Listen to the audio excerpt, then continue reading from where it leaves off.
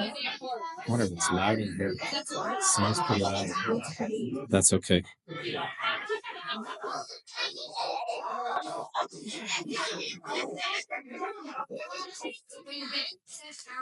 Hello? Let's try like this. It's what's day? It's July 14, day 3. Killing two birds at once.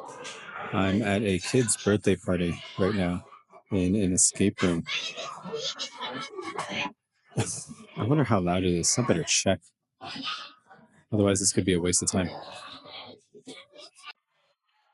I'm back. The volume's fine. I mean, it's kind of loud in the back, but hopefully there's something that can cut that down. But it's good because I often mumble, so if I mumble quietly into this, then my voice won't spike the audio here. So we'll see. Let's go. So it's June 14th. And what happened yesterday? So I finally decided, I just had the thought that I'm kind of enjoying making these videos. And I'm enjoying them, and that's the important thing. So I want to share that out so that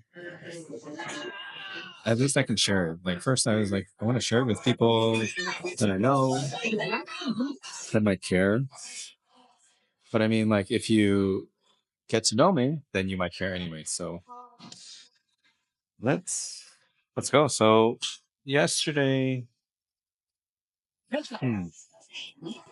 it's kind of like a processing day. I was like just editing some of these videos.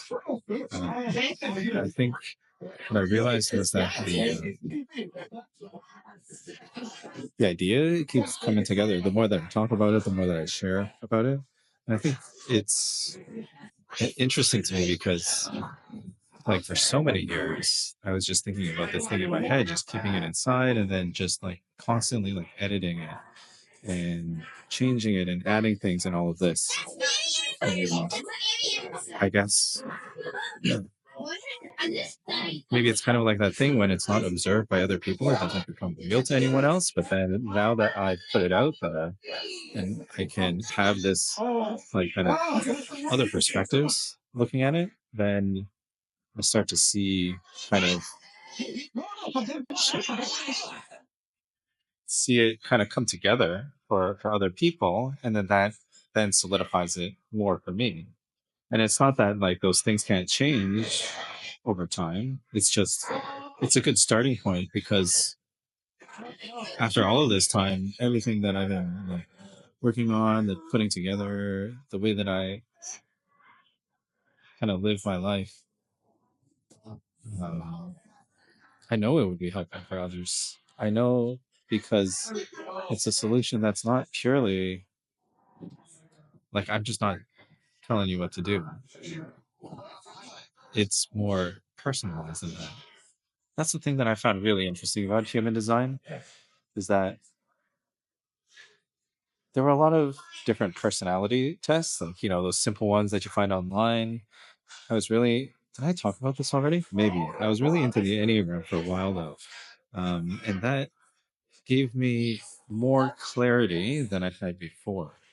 So it's almost like with every evolution, with every like new piece of knowledge, every new way of putting things together, the resolution increases. It's like I get to see more depth, right?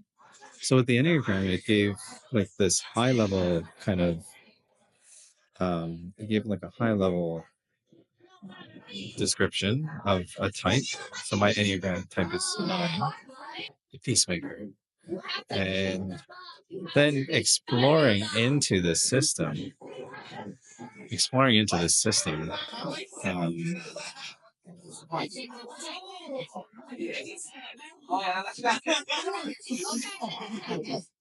just watching the party for a minute. They're playing board games and they're kids. So there's arguments and stuff. I'm trusting that they will sort it out. And if not, then but the Enneagram system, it kind of goes through like it has a lot of depth and description and it is really deep. And the thing with that is like it could be a whole lifetime of study. I love this backlighting. Could be a whole lifetime of study because there's so much nuance and then learning about all the different types and then even like within each enneagram type there's like levels of integration and disintegration, like 9 levels, and then there's movement between the types and all of this. So it was very complicated, and that's a really good thing if you want to explore and want information. And for myself, I'm a 5-1 splenic projector, so with the one line, that's the line that really looks for information and wants to go deep, going down into rabbit holes and exploring, like just wanting to know all the nuance. And it was, I guess, oftentimes I would find myself in a space where I'm like just looking and learning more about the thing rather than actually being able to use it.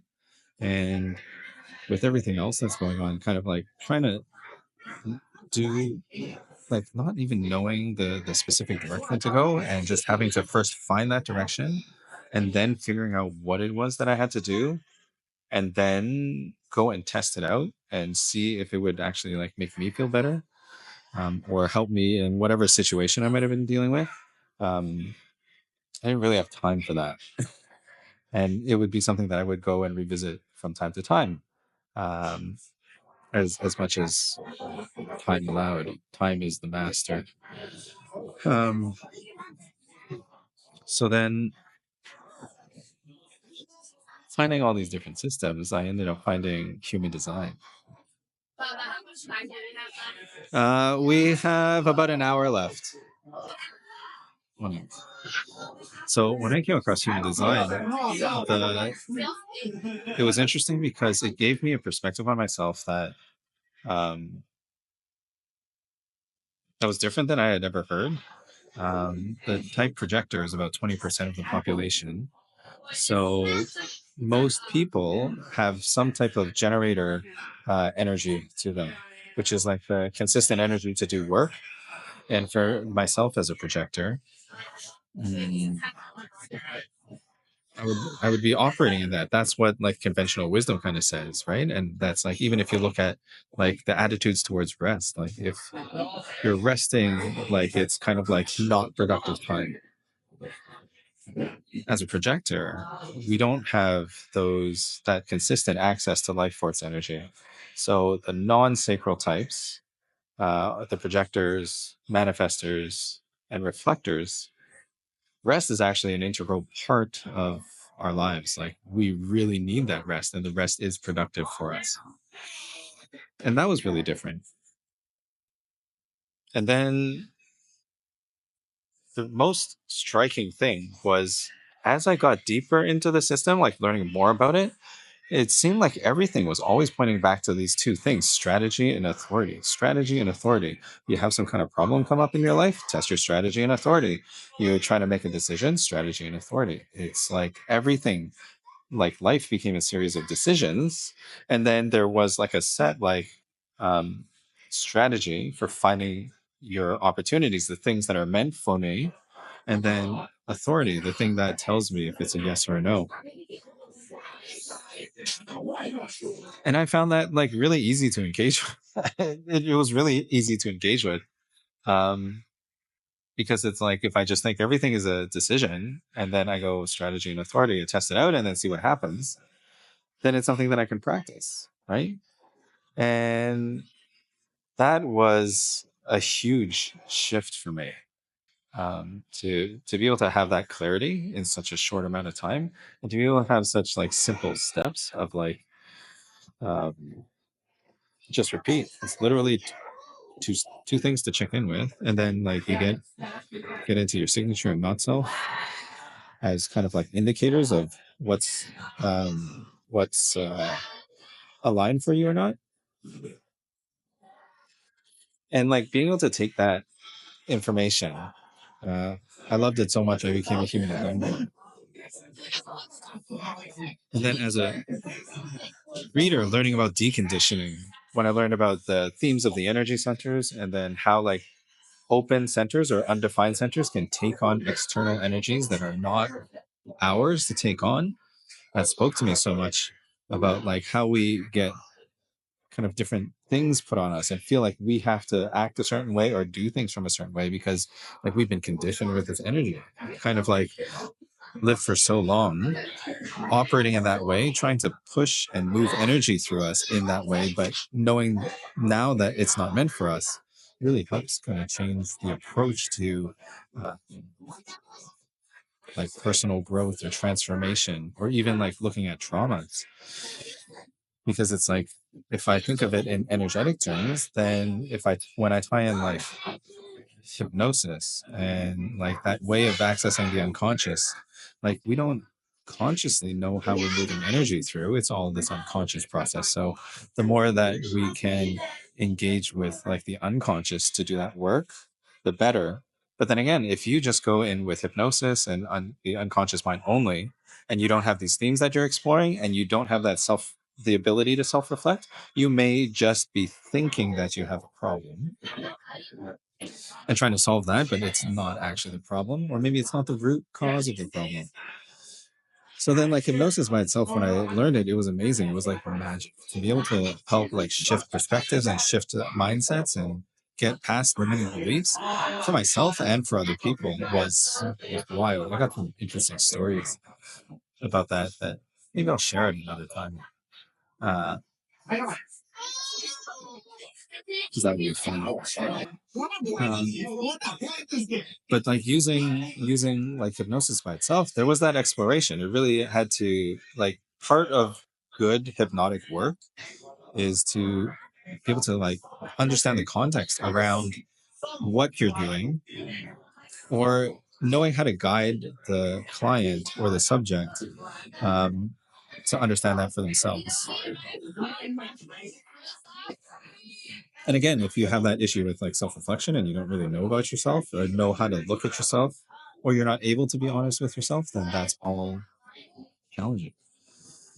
So then when these themes and challenges are put in front of you and you see them and you look on this page or on the screen and you're like I feel this so deeply, but I've never expressed it before.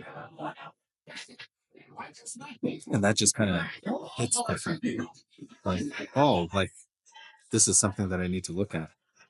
And then combining that with hypnosis to be able to move past these things in short order, it's like there's always more things to work on and do, right? Like whatever level that you're at right now, whatever level that you feel like you're stuck at, it's just a stopping point. It's just a waypoint in your journey. In a year from now, in 5 years from now, in 10 years from now, you're going to be so far past where you are if you make that choice to do. Because it's easy to get to some point in your life, right? You work through, um, you work, you go to school, you learn, you get a job, and then you kind of like plateau. And if you get stuck there, it's easy to get stuck there. You could live the rest of your life there. There's nothing wrong with that. But then when you move past that plateau and realize that, okay, like this feeling of stuckness is not my natural state. It's like it's a game of constant expansion. There's always more beyond. So then being able to get past that plateau, get move beyond where you're stuck, that's the challenge. And when you start to do that, the more that you do that, the easier it gets to do that. And then it becomes just like a way of approaching life. You're just approaching life with this constant growth mindset. They talk about that in my kids' school. Um, it's like, are you in a fixed mindset or a growth mindset? And that's not just for learning. That's not just for school. That's literally for life. If you're moving through life with a fixed mindset, then you will live a fixed life. You'll get to a point and you'll stop there. They say it's never too late. And it's true. You look at all the quote unquote people that become successful. It happens all at different times. There's like, of course, people get successful really young, child stars, and all of this, and it's like that's a whole like way to leave your life. And then there's like the usual path where like you kind of like work through, And then you might achieve success by getting that job that you want after you graduate from university or whatever, and to be satisfied with that, and then live your life kind of like pining for the glory days. Or you kind of like move through, and then it's more of a slow build. You may have some successes. Like I had some success. I found, I worked in a profession, able to help lots of people, do a lot of good things. And then like I got to a point where I felt kind of stuck. Like, is this really what I wanted to do? So like once I moved beyond that, it was like this whole other world. And I think like everything that kind of fed into this, like the hypnosis training, human design, all of that. But then even like the way that the whole profession was shifting, kind of led to all the events that happened. And the night I got out, I was put into an unstable position and I had to find my own footing. And then I could realize that the footing that I found, I could always change that anytime. So then, like, staying in that growth mindset, like mode, is important, right? Because that's how you become limitless. Like, sounds super corny, and it's not like we're gonna expand the limits of everything and start flying and things like that. But like literally, like your life can change. Your life can continue to grow and grow and grow as long as you have that mindset. All of those kind of like one-off statements of like what you like, you, you can have whatever you think you can have type of idea. It's literally true. It's more true than you know. So that's why I'm excited to build this, because it's giving me an ability to kind of like put all of these things together and then share it out with people like you, and then get that feedback of like whether it's helpful or not. And I know that it's helpful because the people that I've shared this with up until this point, in all the various forms and places and spaces that I ended up in, um, they found it helpful too. Simple as that. So then it's taking information that's interesting and simple and applicable and then making it real in your own life. Like that's what this is about that deep personal transformation.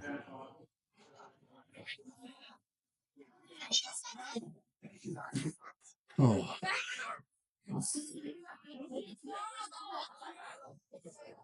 okay. It's fine.